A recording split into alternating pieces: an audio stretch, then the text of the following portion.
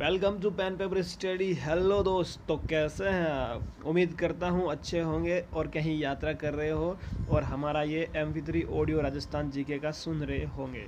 दोस्त, आज अपन लेके आए हैं राजस्थान की नदियाँ व झीलें से इम्पोर्टेंट प्रश्न जो मैं एक MP3 ऑडियो के रूप में आपके सामने लेकर आया हूँ। आप इन्हें कहीं भी यात्रा करते वक्त या कहीं पर डाउनलोड करके आप हेडफोन लगाकर सुन सकते हैं। अपन प्रश्न श्रृंखला की शुरुआत करते हैं। अपने ये वन लाइनर क्वेश्चन है, राजस्थान के किस जिले में नंदी नहीं है? आपको दिमाग में सोचना है कि राजस्थान के किस जिले में नंदी नहीं है, जिस जिले में कोई नंदी नहीं बहती। ऑप्शन दे देता हूँ आपको। वैसे वन लाइनर क्वेश्चन है लेकिन इस क्वेश्चन में आपको ऑप्शन दे देता हूँ। चूरू, बीकानेर, कोटा या चूरू और बीकानेर दोनों। ऑप्शन है आपके सामने, कोटा भी है, चूरू भी है, बीकानेर है या चूरू बीकानेर। तो आपका सही आंसर है चूरू और बीकानेर। चूरू और बीकानेर राजस्थान के ऐसे दो जिले हैं जहां पर कोई नदी नहीं बहती है। प्रश्न नंबर दूसरा है, कौन सी नदी राजस्थान में कर्क रेखा को 2 बार काटती है? अगला जो प्रश्न पूछ रहा है कि कौन सी नदी राजस्थान में कर्क रेखा को 2 बार काटती है? आपका आंसर है माही नदी, जो राजस्थान में कर्क रेखा को 2 बार काटती है। प्रश्न नंबर तीसरा है, माही की सहायक नदियाँ कौन कौन सी है? माही नदी है जो इसकी सहायक नदियाँ कौन कौन सी है? तो माही की सहायक नदियाँ है सोम है, जाखम है और अन्नास है। ये 3 इनकी सहायक नदियाँ हो गई। और भी नदियाँ हैं इसकी सहायक, लेकिन ये इम्पोर्टेंट सोम, जाखम और अन्नास। प्रश्न नंबर आपका चौथा है, जवाई नदी किन 2 जिलों की सीमा बनाती है? काफ़ी इंपॉर्टेंट प्रश्न है दोस्त।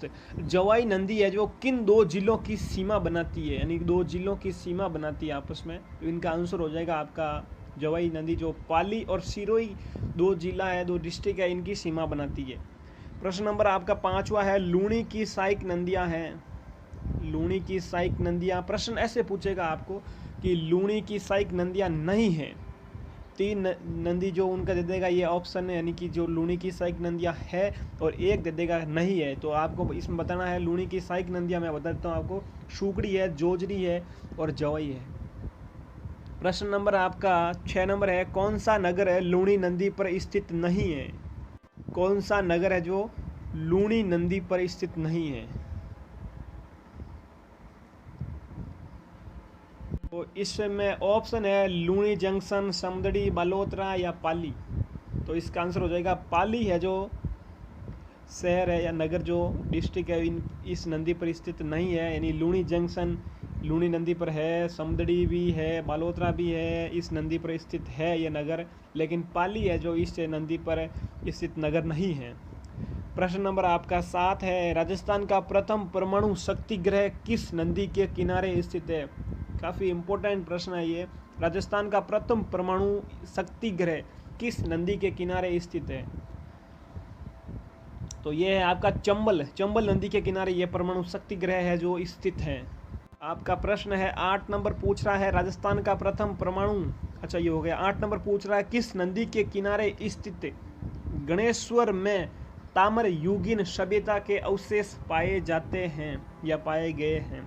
किस नदी के किनारे स्थित गणेश्वर में ताम्र युगीन सभ्यता के अवशेष पाए गए? आंसर है आपका कांतली नदी के किनारे ये ताम्र युगीन सभ्यता के अवशेष पाए गए। प्रश्न नंबर 9 पूछ रहा है, किस जिले से चंबल नदी नहीं गुजरती है? किस जिले से चंबल नदी नहीं गुजरती है? ऑप्शन में आपको दे दिया कोटा, झालावाड़, धौलपुर और चित्तौड़। तो दोस्त, जो अपनी चंबल नदी है जो कोटा से गुजरती है, धौलपुर से भी गुजरती है और चित्तौड़गढ़ से भी गुजरती है, लेकिन झालावाड़ से नहीं गुजरती है। प्रश्न